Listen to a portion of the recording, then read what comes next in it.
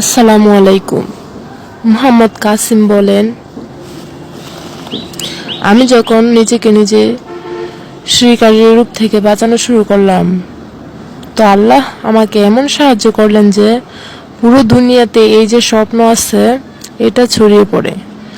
আর এমনকি যদি আপনি দেখেন বড় বড় মুফতি যারা আছে ওনারাও কথা বলেছেন, আমার এতে কোনো সমস্যা নেই যে তারা আমার সম্পর্কে যা খুশি বলে বেড়াক। আমার শুধু এক বিষয়ে খুশি আসে যে এটা হলো যাক, তাদের কাছে এবার তো পৌঁছে তো গেছে যে একজন বান্দা আছে যার স্বপ্ন আসে, তো হয়তো তারা কখনো চিন্তা করবে যে আসলে তার স্বপ্নের সবচেয়ে গুরুত্বপূর্ণ বার্তাটা কি।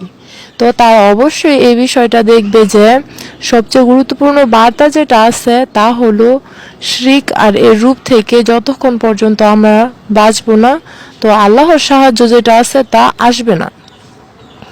তো এই জন্য আপনারা দেখেছেন যে আমি কোনো আলেমের সম্পর্কে কোনো কথাই বলিনি।